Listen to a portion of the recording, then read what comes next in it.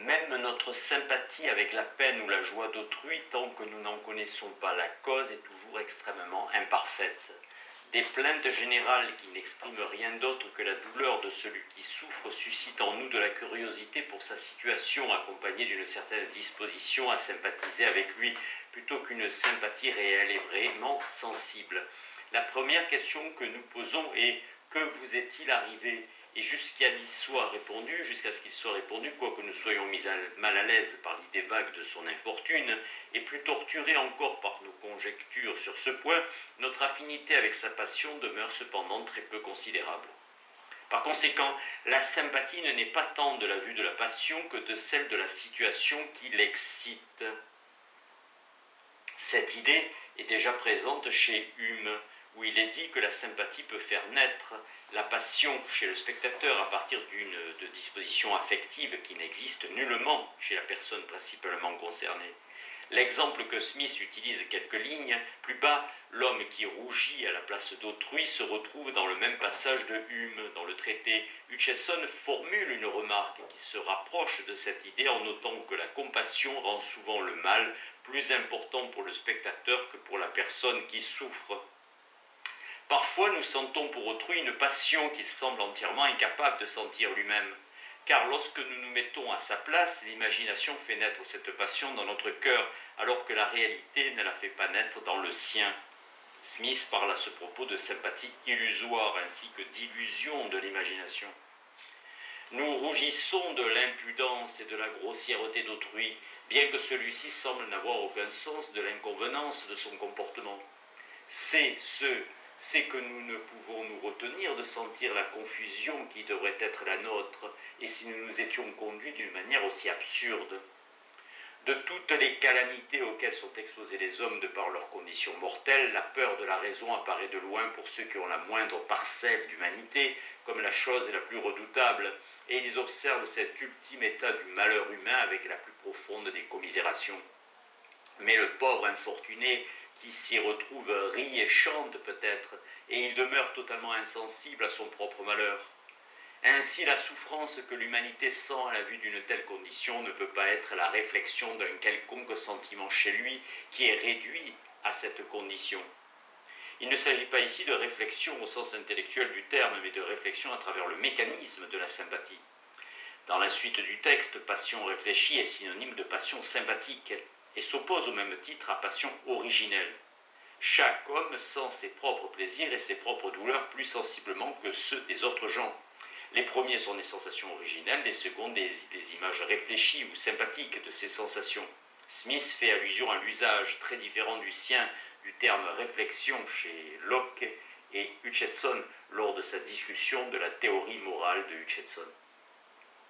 La compassion du spectateur doit naître uniquement de la considération de ce qu'il sentirait lui-même s'il était dans ce même état d'infortune, tout en étant encore capable, ce qui est peut-être impossible, de considérer son état avec sa raison et son jugement actuel. Quelle est l'angoisse d'une mère qui entend les gémissements de son nourrisson qui souffre le tourment de la maladie, sans pouvoir exprimer ce qu'il sent? Dans l'idée de ce qu'il souffre, elle joint à la réelle détresse de son enfant sa propre conscience de cette détresse, ainsi que ses propres terreurs devant les conséquences inconnues de la maladie. Un seul mot, conscience, traduit les deux termes anglais conscientiousness et conscience. Le premier désigne le fait d'être conscient de quelque chose. Le second se réfère à la conscience comme instance morale. Smith explicite lui-même cette distinction. À propos d'une discussion sur le sens moral chez Hutcheson, pour chaque occurrence, le contexte indique suffisamment à quel terme anglais la traduction par conscience renvoie.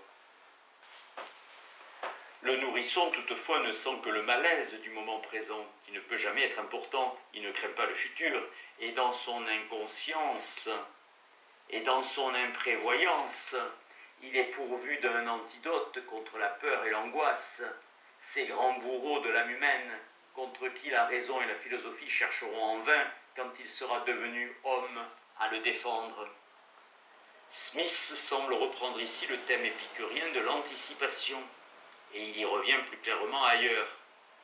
à propos de l'homme sage qui anticipe l'éloge qui lui vaudront ses actes, et ainsi qu'à propos de l'homme sage qui anticipe la tranquillité d'esprit dont il jouira une fois ses souffrances terminées. Nous sympathisons même avec les morts et négligeons ce qui est d'une réelle importance dans leur situation, cette redoutable éternité qui les attend. Nous sommes surtout affectés par les circonstances qui frappent nos sens alors qu'elles ne peuvent avoir aucune influence sur leur bonheur. Il est affreux, pensons-nous, d'être privés de la lumière du soleil, d'être ainsi exclus de la vie et de la conversation, de reposer dans une tombe froide en proie à la vermine rampante et à la putréfaction, d'être oublié de ce monde et en peu de temps d'être éloigné de l'affection et presque du souvenir de ses amis, de ses proches les plus chers. Sûrement, imaginons-nous, nous ne pourrons jamais trop compatir avec ceux qui ont souffert une si terrible calamité. Partager leur douleur semble un tribut par eux doublement exigible, maintenant qu'ils sont menacés d'être oubliés par tous, et par les vains honneurs que nous rendons à leur mémoire. Nous nous efforçons pour notre propre malheur de maintenir artificiellement la vivacité du souvenir mélancolique de leur infortune.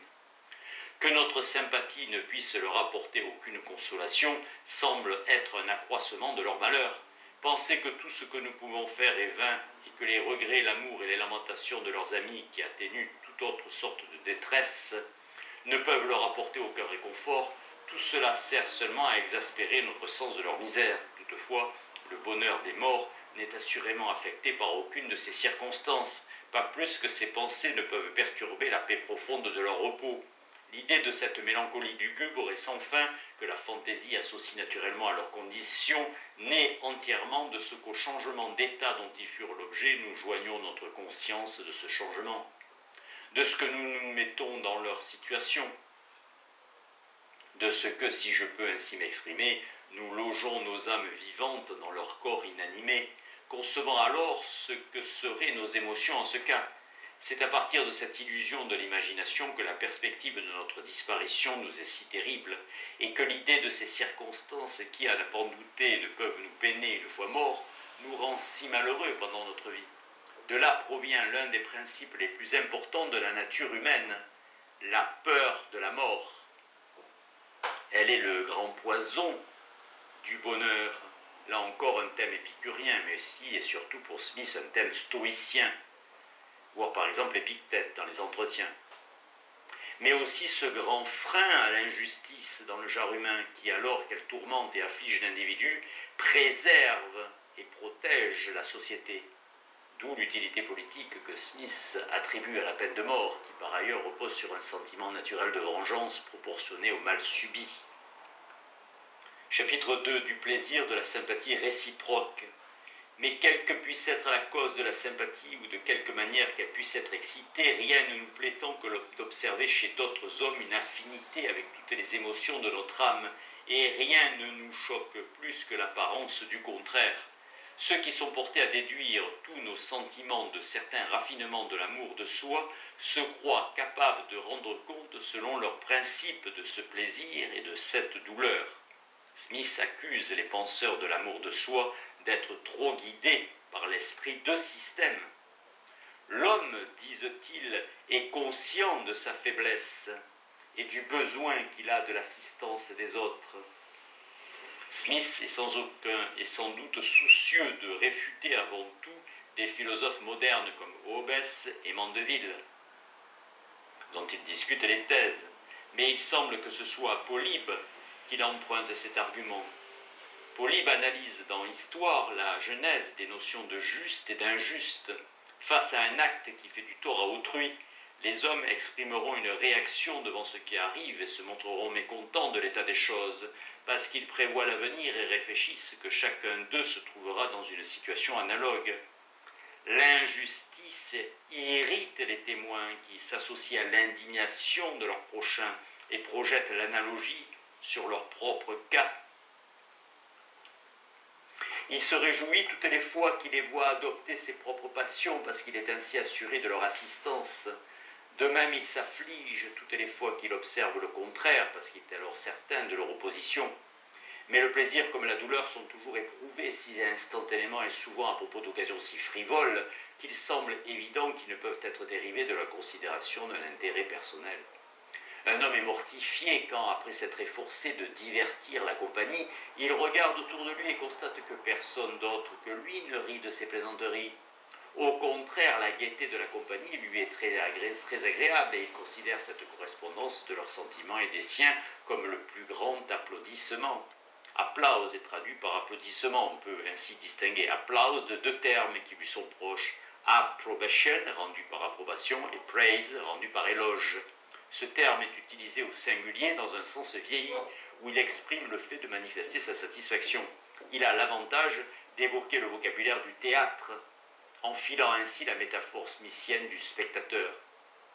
Son plaisir ne semble pas non plus naître seulement de l'augmentation de vivacité que sa gaieté peut recevoir de la sympathie avec celle des autres, pas plus que sa douleur ne semble provenir seulement de la déception rencontrée lorsque le plaisir de cette augmentation de vivacité ne se produit pas, quoique ce plaisir et cette douleur, sans aucun doute, en résultent aussi dans une certaine mesure. Après avoir rejeté dans le paragraphe précédent la thèse des philosophes de l'amour de soi, Smith accepte ici la thèse de Hume, selon laquelle les esprits humains sont les miroirs les uns des autres dans le traité, tout en la révisant considérablement. En effet, Smith innove en insistant, comme il le dit, quelques lignes plus bas sur l'existence d'un plaisir qu'il estime être propre à la correspondance des sentiments des autres avec les nôtres. Ce n'est pas seulement comme chez Hume le reflet qui fait plaisir en réactivant la sympathie. Selon Smith, le plaisir vient aussi et surtout de la correspondance du reflet avec ce qui le reflète. Smith revient très clairement sur ce plaisir de la correspondance de nos sentiments avec ceux d'autrui. Lorsque nous avons lu un livre ou un poème si souvent que nous n'y trouvons plus de divertissement, nous pouvons prendre encore plaisir à les lire à un compagnon. Pour celui-ci, ils ont tous les attraits de la nouveauté et nous entrons dans la surprise et l'admiration qu'ils excitent naturellement en lui. Alors que ces ouvrages ne sont plus capables d'exciter en nous de tels sentiments, nous considérons toutes les idées qu'il présente plutôt de son point de vue que du nôtre, et nous nous amusons par sympathie de l'amusement qui est le sien, amusement qui, ainsi, avive le nôtre. Au contraire, nous serions contrariés s'il ne semblait pas être diverti par ces ouvrages, et nous ne prendrions pas plus longtemps plaisir à les lui lire. Il en est ainsi de même. Sans aucun doute, la gaieté de la compagnie avive la nôtre, et son silence nous déçoit. Mais bien que cela puisse contribuer au plaisir ou à la douleur que nous dérivons de cette gaieté ou de ce silence, l'augmentation de vivacité ou l'absence de cette augmentation n'en sont certainement pas pour autant les seules causes. Cette correspondance des sentiments des autres avec les nôtres paraît être une cause de plaisir et son défaut une cause de douleur, qui ne peut être expliquée de cette manière. Certes, la sympathie avec ma joie qu'expriment mes amis pourrait me procurer du plaisir en avivant cette joie. Mais qu'ils en expriment pour ma peine ne pourrait me donner aucune joie si cette sympathie ne devait servir qu'à aviver cette peine. Et pourtant, la sympathie avive la joie et atténue la peine. Elle avive la joie en présentant une autre source de satisfaction. Elle atténue la peine en insinuant dans le cœur l'unique sensation agréable ou presque qu'il est alors capable de recevoir.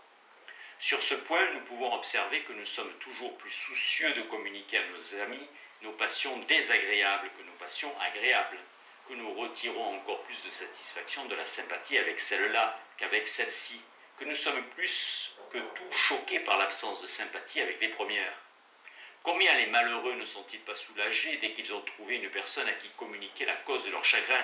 Ils semblent se décharger d'une partie de leur détresse sur sa sympathie. Smith réinterprète, grâce à son concept de sympathie, le thème stoïcien classique de la consolation. À proprement parler, cette personne la partage avec eux. Elle ne sent pas seulement un chagrin d'un même genre, mais comme si elle avait pris sur elle une partie du fardeau, ce qu'elle sent paraît atténuer le poids de ce que sentent ces malheureux. Cependant, en relatant leur infortune, ils renouvellent dans une certaine mesure leur peine. Ils réveillent en leur mémoire le souvenir des circonstances qui occasionnèrent leur affliction. Par conséquent, leurs larmes s'écoulent plus abondamment qu'auparavant, et ils sont susceptibles de s'abandonner à toutes les faiblesses du chagrin. Toutefois, ils y prennent plaisir et il est évident qu'ils en sont sensiblement soulagés. En effet, la douceur de sa sympathie fait plus que compenser l'amertume de ce chagrin qui, que peu pour exciter cette sympathie, ils ont dû ainsi aviver et renouveler. Le thème de la douceur de la sympathie d'autrui est déjà présent chez Hutcheson, qui parle du plaisir d'observer la sympathie chez les autres. Hutcheson se montre méfiant envers ce plaisir qu'il soupçonne d'être un motif de feindre des malheurs. Au contraire, le plus cruel des outrages qu'on puisse faire subir aux malheureux serait de sembler faire peu de cas de leurs maux. Sembler ne pas être affecté par la joie de nos compagnons n'est que manquer à la politesse, mais ne pas prendre un air sérieux à l'écoute de leur affliction véritablement est manquer grossièrement à l'humanité. L'amour est une passion agréable, le ressentiment est une passion désagréable. Par conséquent, nous sommes bien plus soucieux que nos amis entrent dans nos ressentiments qu'ils adoptent nos amitiés. Nous pouvons leur pardonner s'ils semblent peu sensibles aux faveurs que nous avons pu obtenir, mais nous perdons toute patience s'ils semblent indifférents à l'égard des préjudices qui ont pu nous être portés. Nous sommes beaucoup moins en colère lorsqu'ils n'entrent pas dans notre sentiment de gratitude que lorsqu'ils ne sympathisent pas avec notre ressentiment.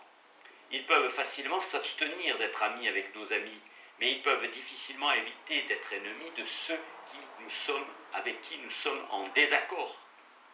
Nous nous indignons rarement du fait qu'ils puissent être hostiles à nos amis, bien qu'à ce propos nous puissions parfois affecter de leur chercher mauvaise querelle, mais nous les disputerons avec beaucoup de ferveur s'ils sont liés d'amitié avec nos ennemis.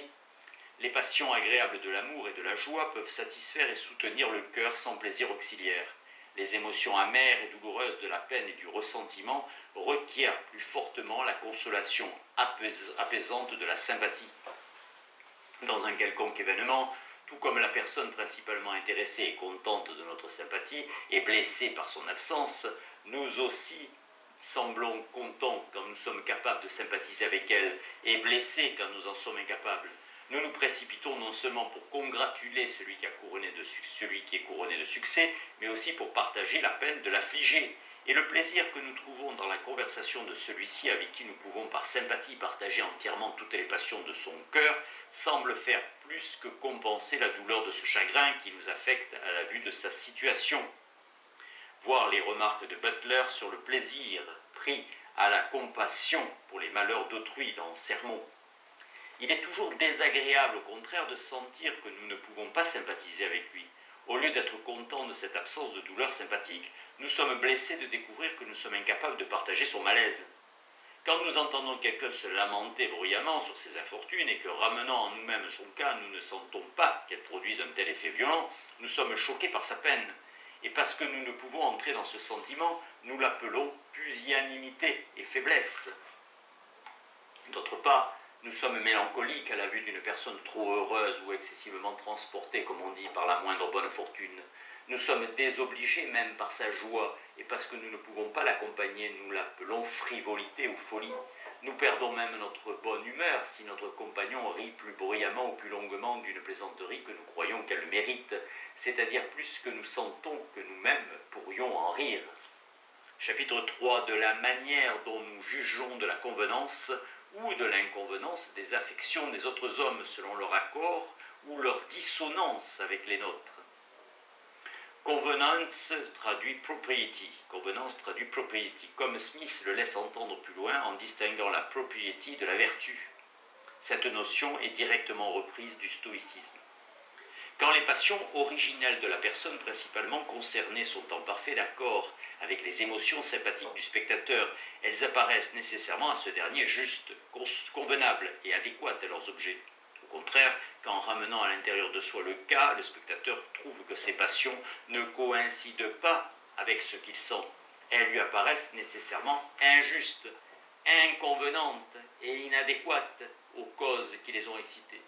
Donc, approuver les passions des autres comme adéquates à leurs objets est la même chose qu'observer que nous sympathisons entièrement avec elles.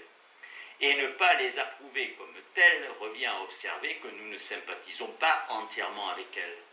L'homme qui s'offusque des préjudices qui m'ont été causés et observe que j'en suis blessé de la même manière approuve nécessairement mon ressentiment.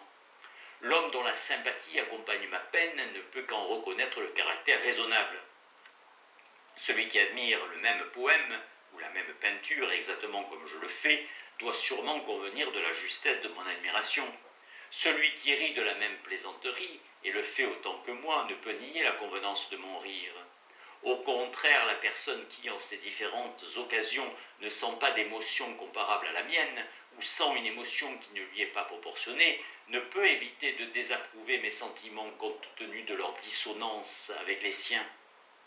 Si mon animosité va au-delà de l'indignation dont mon ami est susceptible, si mon chagrin excède ce que sa compassion la plus tendre peut partager, si mon admiration est trop élevée ou trop faible pour s'accorder avec la sienne, si je ris bruyamment et de tout cœur quand il sourit seulement, ou au contraire, si je souris seulement quand il rit bruyamment et de tout cœur, alors dans tous ces cas, dès qu'il cesse de considérer l'objet de ma passion pour observer la manière dont j'en suis affecté, selon qu'il y a plus ou moins de disproportion entre ses sentiments et les miens, je dois encourir les degrés plus ou moins élevés de sa désapprobation. Et en toute occasion, ses propres sentiments sont les normes et les mesures au moyen desquelles il juge des miens. Approuver les opinions d'autrui, c'est les adopter. Et les adopter, c'est les approuver. Si les arguments qui vous convainquent me convainquent également, je dois nécessairement approuver votre conviction. Et s'ils n'y parviennent pas, je dois nécessairement la désapprouver. Je ne peux pas concevoir que je puisse faire l'un sans l'autre.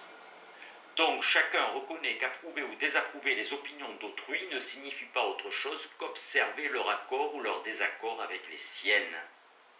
Or, il en est de même en ce qui concerne notre approbation ou notre désapprobation pour les sentiments ou les passions des autres.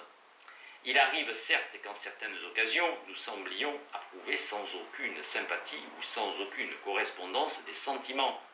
Occasions dans lesquelles, par conséquent, le sentiment d'approbation semblerait être différent de la perception de cette coïncidence. Un peu d'attention nous convaincra cependant que même dans ces cas, notre approbation repose en dernière ressource sur une sympathie ou une correspondance de cette sorte. Je vais en donner un exemple à propos de choses d'une nature particulièrement frivole, parce qu'à leur sujet, les jugements du genre humain sont moins susceptibles d'être pervertis par des systèmes erronés. Smith donne souvent des exemples qu'il qualifie volontiers de frivoles pour appuyer ses raisonnements, tandis qu'il se méfie des systèmes, des philosophes qui réduisent tous les principes à l'amour de soi. Smith compare plus loin la philosophie morale à la philosophie naturelle, pour insister sur le fait que la première doit se garder des systèmes abstrus. La méfiance de Smith pour les systèmes abstrus est récurrente dans ses textes. Nous pouvons souvent approuver une plaisanterie, trouver tout à fait juste et convenable de rire de notre compagnie, alors que nous-mêmes ne rions pas, peut-être parce que nous sommes d'une humeur grave ou bien parce que notre attention est fixée sur d'autres objets. Nous avons appris toutefois par expérience quelle sorte de plaisanterie est dans la plupart des occasions susceptible de nous faire rire, et nous constatons que celle-là en est une. Nous approuvons donc le rire de notre compagnie et sentons qu'il est naturel et adéquat à son objet.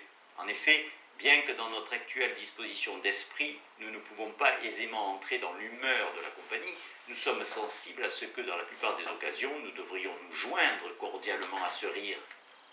La même chose arrive souvent avec toutes les autres passions. Un étranger vient à passer à côté de nous dans la rue, portant toutes les marques de la plus profonde des afflictions, et on nous dit immédiatement qu'il vient d'apprendre la nouvelle de la mort de son père. Il est impossible en un pareil cas de ne pas approuver son chagrin. Cependant, il peut souvent arriver, et sans aucun défaut d'humanité de notre part, qu'étant si loin d'entrer dans la violence de son chagrin, nous puissions à peine concevoir le commencement d'un quelconque souci à son sujet. Peut-être que son père et lui-même nous sont totalement inconnus, ou bien nous sommes occupés à d'autres choses, et nous ne prenons pas le temps de représenter dans notre imagination les différentes circonstances de détresse auxquelles il doit penser. Toutefois, nous avons appris par expérience qu'une telle infortune excite naturellement un très grand degré de chagrin, et nous savons que si nous prenions le temps de considérer sa situation complètement et dans tous ses détails, nous devrions sans aucun doute sympathiser le plus sincèrement avec lui. Et c'est sur la conscience de cette sympathie conditionnelle que notre approbation donnée à son chagrin est fondée, même dans ces cas où la sympathie ne se manifeste pas réellement. Les règles générales portant sur les sentiments d'autrui avec lesquels nos sentiments sont communément en correspondance corrigent là, comme en beaucoup d'autres occasions, l'inconvenance de nos émotions présentes. Le sentiment ou l'affection du cœur d'où procède toute action et sur lequel tout le caractère vertueux ou vicieux de cette action repose en dernier ressort peut être considéré sous deux aspects distincts ou encore à partir de deux types de relations. Premièrement, en relation avec la cause qui l'excite et avec le motif qui lui donne l'occasion de se manifester. Secondement, en relation avec la fin qu'il propose ou l'effet qu'il tend à produire. C'est dans l'adéquation ou l'inadéquation, dans la proportion ou la disproportion entre l'affection et la cause ou l'objet qui l'excite que consiste la convenance ou l'inconvenance, le caractère décent ou disgracieux de l'action qui en résulte. C'est dans la nature bénéfique ou préjudiciable des effets que l'affection vise ou tente à produire que consiste le mérite ou le démérite de l'action, les qualités pour lesquelles elle peut prétendre à la récompense ou mériter le châtiment. Les philosophes ont, ces temps derniers, principalement considéré la tendance des affections et ont prêté peu d'attention à la relation que celles-ci entretiennent avec la cause qui les excite.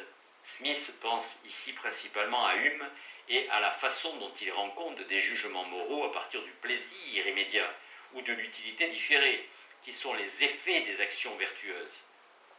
La remarque s'adresse également à la philosophie de Hutcheson que Smith critique en ces termes. La visée et le but de nos affections, les effets bienfaisants et nuisibles qu'elles tendent à produire, sont les seules qualités prises en compte dans ce système. Leur convenance, leur adéquation et leur inadéquation à la cause qui les suscite sont entièrement négligées. Dans la vie commune, toutefois, quand nous jugeons de la conduite d'une personne et des sentiments qui l'ont orientée, nous les considérons toujours sous l'un et l'autre de ces aspects. Quand nous blâmons chez quelqu'un les excès d'amour, de peine ou de ressentiment, nous ne considérons pas seulement les effets ruineux qu'ils tendent à produire, mais encore l'insignifiance de l'occasion qui les a produits.